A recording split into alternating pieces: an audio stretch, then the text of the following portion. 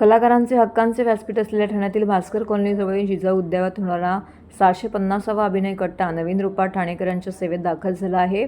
4 मे या दिवशी नवीन कट्ट्याला पुन्हा एकदा रसिकांची तुडुंब गर्दी झालेली पाहायला मिळाली. या कट्ट्यावर 300हून अधिक गिरनार वारी करणारे दत्तभक्त प्रमोद केणे यांनी आपल्या गिरनार वारी दरम्यान आलेले अनुभव उपस्थितांना कथन केले. ते ऐकण्यासाठी रसिकांनी मोठ्या प्रमाणामध्ये अभिनय कट्ट्यावरती गर्दी केली होती. आजवर अनेकदा अभिनय कट्ट्याने हाऊसफुल कट्टा अनुभवला आहे. मात्र बऱ्याच काळानंतर रसिकांच्या सेवेत नव्या रूपाने दाखल झालेल्या कट्ट्यावरती देखील रसिक मायबापाने मोठ्या प्रमाणात गर्दी केली होती. या निमित्ताने दत्तभक्त प्रमोद केणे यांनी त्यांच्या दत्तभक्तीचे विविध अनुभव कथन केले. तसेच या वारी दरम्यान त्यांना आलेले विविध अनुभव उपस्थित श्रोत्यांना कथन केले. दत्तभक्तीचा हा अद्भुत साक्षात्काराचा अनुभव उपस्थितांनी या निमित्ताने अनुभवला. या कार्यक्रमासाठी अभिनव कट्ट्याचे किरण नागती यांनी विशेष पुढाकार घेतला होता. या कार्यक्रमाला जय गिरनार दत्त मंडळ चौल अलिबाग या संस्थेचे अनेक पदाधिकारी मोठ्या संख्येने येथे उपस्थित होते. त्याचबरोबर ठाणेकर रसिकांनी देखील मोठ्या संख्येने उपस्थित राहून अभिनय कट्ट्याच्या नवीन रूपातील कट्ट्याला विशेष पसंती दर्शवली.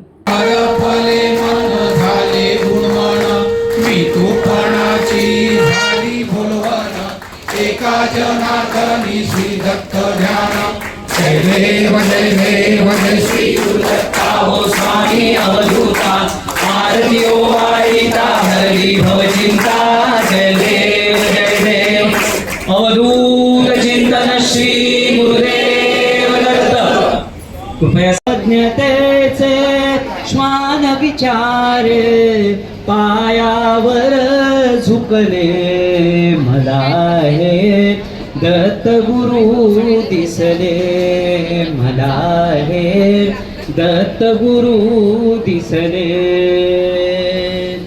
चरण शुभंकर फिरता तुमचे चरण शुभंकर फिरता तुम.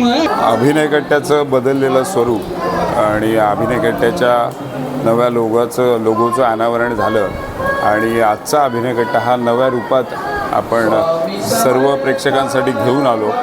पण तो पहिलाच अभिनय कट्टा नव्या रूपातला आध्यात्मिक कट्टा असल्यानं आपण बघितलं की श्री दत्तभक्त माऊली प्रमोद केणी सर यांनी खरं तर 300पेक्षा जास्त वेळा गिरनार वारी केलेली आहे आणि तिथले अनुभव कथन ऐकणं ही खरं तर एक खूप वेगळी समाधान देणारी गोष्ट असते आणि ती आज इथे घडली आणि अर्थात दत्त माऊलींचा साक्षात्कार झाल्याचा प्रत्येकाला कुठेतरी भास झाला आणि आलेल्या प्रत्येकानंच आजचा हा कट्टा फक्त कट्टा म्हणून नाही तर आयुष्यात काही सकारात्मक बदल होण्याच्या दृष्टीनं एक महाराजांनी असेल माऊलींनी असेल किंवा केणी सरांनी दिलेला एक कानमंत्र असेल तो म्हणून त्यांनी स्वीकारलेला आहे.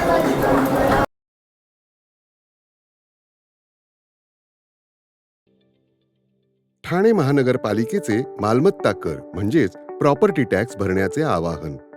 सन 2022-23 या आर्थिक वर्षाचे मालमत्ता कराचे म्हणजेच प्रॉपर्टी टॅक्सचे बिल ठाणेकर करदात्यांना महापालिकेमार्फत आर्थिक वर्षाच्या सुरुवातीस म्हणजेच माहे एप्रिल 2022 मध्ये देण्यात आलेले आहे. तथापि अद्यापही काही करदात्यांनी मालमत्ता कर महापालिकेकडे जमा केलेला नाही. सध्या आर्थिक वर्षाचा अंतिम टप्पा सुरू झाला आहे. मालमत्ता कर वसुलीसाठी महापालिकेतर्फे कडक कारवाई हाती घेण्यात आली आहे. या अंतर्गत जंगम मालमत्ता, टीव्ही, फ्रीज, वाहन व इतर जप्त करणे तसेच स्थावर मालमत्ता वॉरंट बजावून जप्त करण्यात येत असून मालमत्तेचा जाहीर विक्रीद्वारे लिलाव करून कराची रक्कम वसूल करण्यात येत आहे. मालमत्तेस पाणी पुरवठा करण्यात येणारे नळ संयोजन खंडित करण्यात येत आहेत. त्याचप्रमाणे थकीत मालमत्ता करावर 2% व्याज आकारले जात असल्याने भरावयाची रक्कम वाढत आहे. आपला मालमत्ता कर propertytax.thanecity.gov.in या लिंकद्वारे तसंच गुगल पे, फोन पे, पेटीएम याद्वारे ऑनलाईन पद्धतीने करण्याची सुविधा उपलब्ध करून दिली आहे.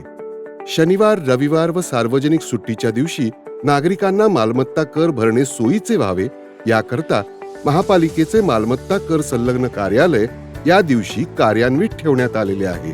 तरी मालमत्ता कर वसुलीची अप्रिय कारवाई टाळण्याच्या दृष्टिकोनातून मालमत्ता कर भरून महापालिकेस सहकार्य करावे. धन्यवाद.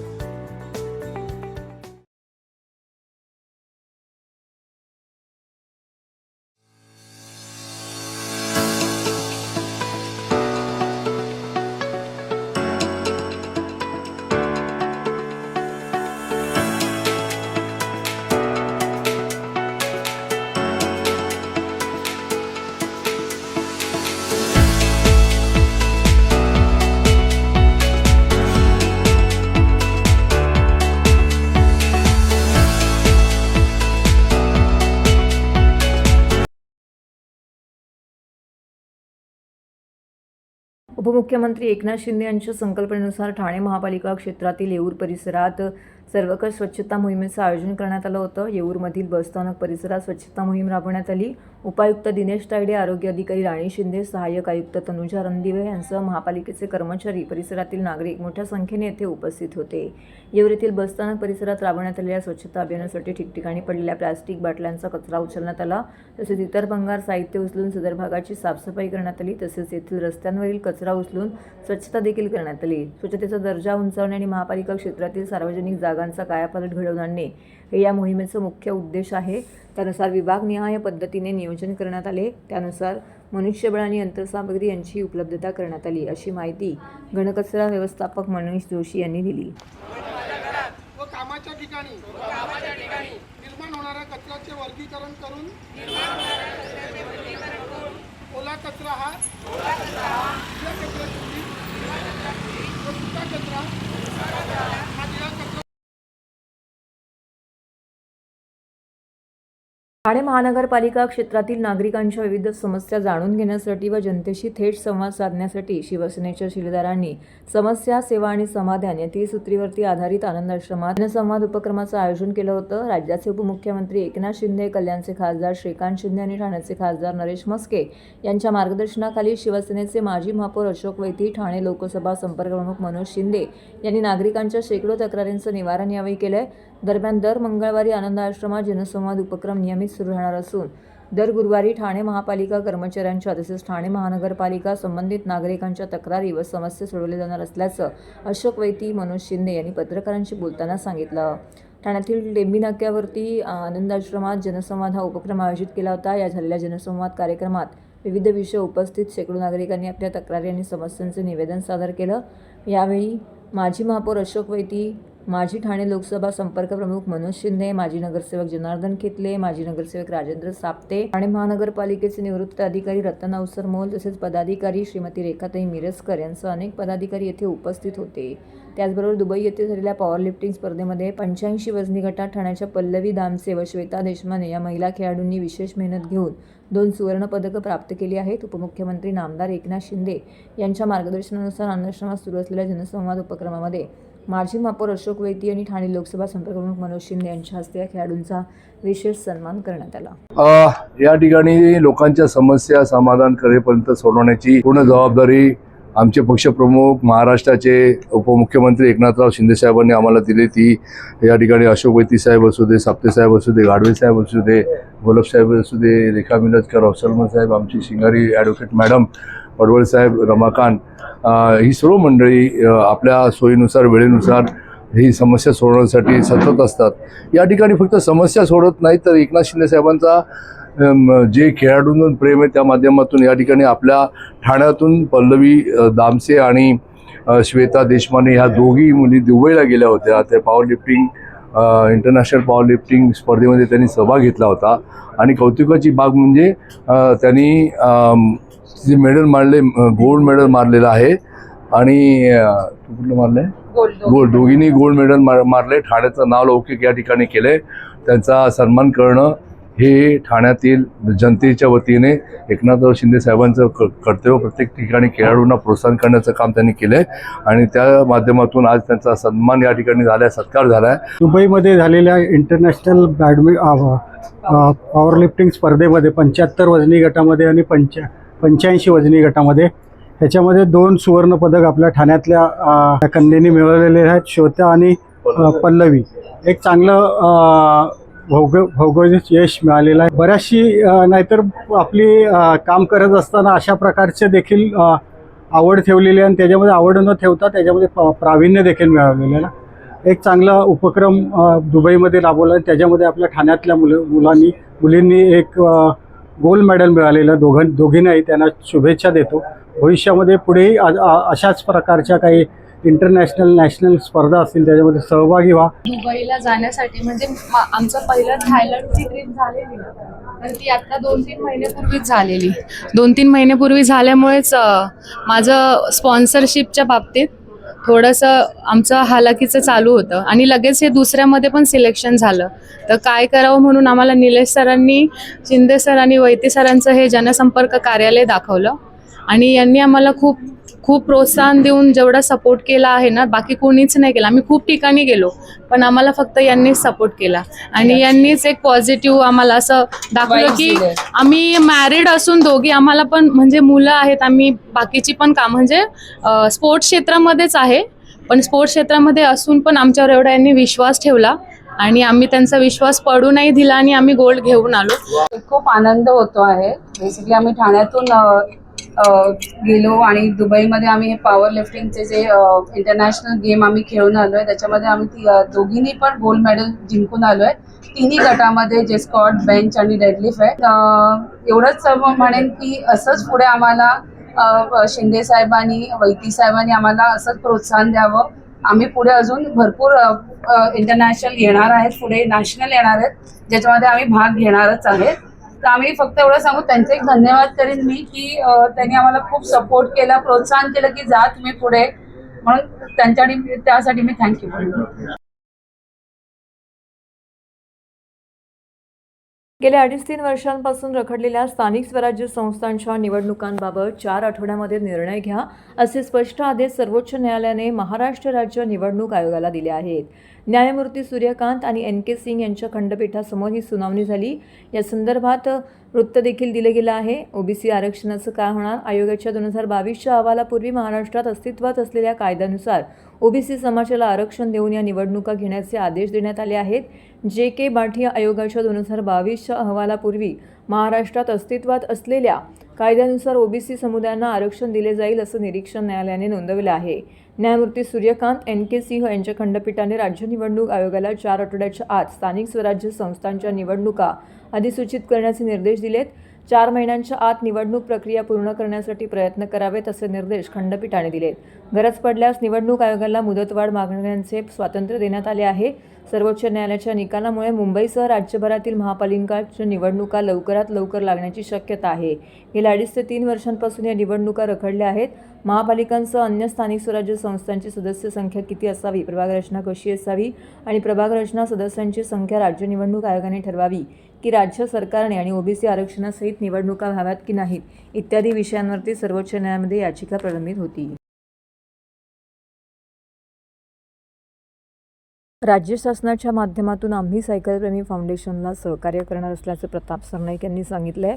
आम्ही सायकलप्रेमी फाउंडेशन शहरापासून आदिवासी पाड्यात राबवत असलेल्या सायकल चळवळीच्या माध्यमातून विविध उपक्रमांना राज्य शासनाच्या माध्यमातून तसेच मी वैयक्तिकरित्या जे सहकार्य लागेल ते करेल असं आश्वासन परिवहन मंत्री प्रताप सरनाईक यांनी दिलं आहे.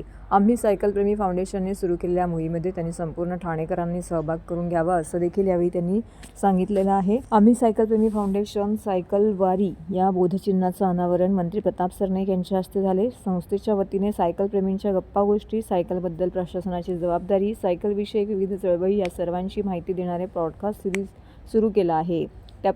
त्या ब्रॉडकास्ट सिरीजचं नाव सायकल वारी असं ठेवण्यात आलेलं आहे. काल अनोख्या पद्धतीने या बोधचिन्हाचं अनावरण करण्यात आलं. सरनाईक यांनी म्हटलं की फाउंडेशनच्या अध्यक्षा प्रज्ञा म्हात्रे यांनी गेली 3 ते 4 वर्ष सातत्याने सायकलच्या माध्यमातून आरोग्यविषयक जनजागृती, पर्यावरण संवर्धन, समाज प्रबोधनासाठी उल्लेखनीय कार्य केलं आहे. सायकल वारी हे केवळ एक बोधचिन्ह नाही तर सायकल संस्कृतीला चालना देणारे प्रेरणादायी प्रतीक आहे. प्रज्ञा म्हात्रे आणि संपूर्ण सायकलप्रेमी फाउंडेशन टीमचे मनपूर्वक अभिनंदन आणि पुढील वाटचालीसाठी त्यांनी शुभेच्छा देखील यावेळी दिल्या. वर्तकनगर प्रभाग समिती अंतर्गत ठाणे महानगरपालिकेच्या योजनेअंतर्गत अडथळा ठरत असलेल्या बेकायदेशीर पत्त्यांचा क्लब बंद करण्याचे आदेश देऊनही ठाणे महानगरपालिका किंवा पोलीस प्रशासन याबाबत कारवाई करत नसल्याने याबाबत लवकर कारवाई करावी अशी मागणी ठाणे जिल्हा काँग्रेस अध्यक्ष विक्रांत चव्हाण यांनी केली आहे. वर्तकनगर हद्दीतील नाक्यावरती म्हाडा अभ्यासातील म्हाडाच्या भूखंडावरती लबडे नावाच्या व्यक्तीने जमिनीचा ताबा घेऊन मोठ्या प्रमाणामध्ये अनधिकृत बांधकामं या ठिकाणी केली आहेत. त्यातील एका बांधकामामध्ये पत्त्यांचा रमी क्लब सुरू असून तो सध्या विकी सावके आणि पापा सावके यांच्या नावाने चालविला जातोय. सद्यस्थितीमध्ये सदर भूखंड हा म्हाडाने ठाणे महानगरपालिकेला हस्तांतरित केला असून भूखंडावरती ठाणे महानगरपालिकेने PPP तत्वावरती पुनर्बांधणीची योजना सुरू केलेली आहे. सदर योजनेअंतर्गत विविध प्रकल्प बांधणीचे पुनर्वसन करण्यात येणार आहे. त्या योजनेअंतर्गत या क्लबचे बांधकाम बाधित होत आहे. मात्र क्लब चालवणाऱ्या व्यक्ती या राजकीय लोकांशी संबंधित असल्यामुळे बळाचा वापर करून सदरहू बांधकाम निष्कासित होऊ नये यासाठी महापालिकेच्या अधिकाऱ्यांवरती दबाव वाढवला जात आहे. सदर पोलीस स्टेशनला वारंवार सांगून सुद्धा हा क्लब बंद केला जात नाही.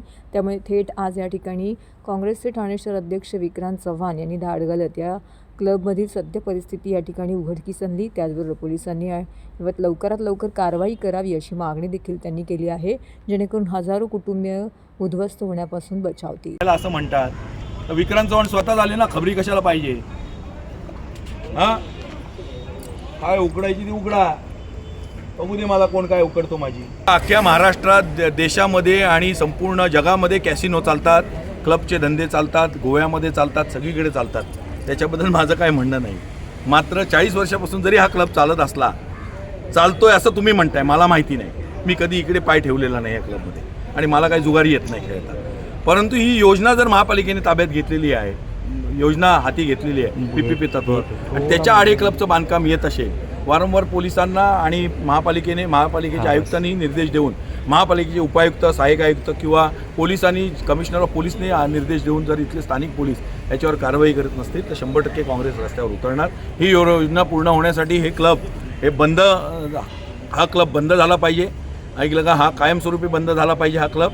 आणि जर ह्याही पुढे पोलीस ऐकले नाहीत किंवा ही जर लोक ऐकली नाहीत तर काँग्रेस अख्ख्या ठाण्यात रस्त्यावर उतरणार. सगळ्या रमी क्लबवाल्यांना, सगळ्या मटक्यावाल्यांना, सगळ्या हुक्का पार्लरवाल्या, लेडीज बारवाल्यांना माझं आव्हान आहे काँग्रेसचा अध्यक्ष म्हणून, कृपया आपल्या मर्यादेत राहा. पोलीस अधिकाऱ्यांना पण माझं म्हणणं आहे, आपल्या मर्यादेत राहा.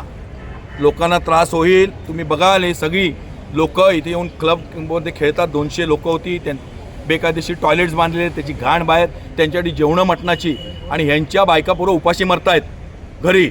हे जो पगाराचा पैसा 1 तारखेला इथे आणून उडवतात आणि बायका पुरं उपाशी मरतात. एकीकडे कुपोषणग्रस्त लोक आहेत वाड्यामध्ये, धाराशिवमध्ये, सगळीकडे जिकडे जिकडे आहेत, पालघरमध्ये, ठाण्यामध्ये, ज्यांना लोकांना खायला मिळत नाही. आज ठाण्यामध्ये पाणी टंचाई आहे, ठाण्यामध्ये कचऱ्याची व्यवस्था नाही आहे. असं असताना हे क्लब राजरोसपणे चालवतात आणि या क्लबच्या जीवावर असले क्लब, असल्या मटक्याचे धंदे, हुक्का पार्लर हेच होर्डिंग्स लावतात यांचे.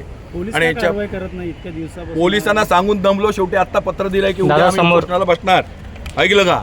त्यांना इथे, आणि नाही पोलिसांनी कारवाई केली या ठिकाणी याच्यावर तर 100% पोलिसांच्या बडतर्फीची मागणी करणार आम्ही.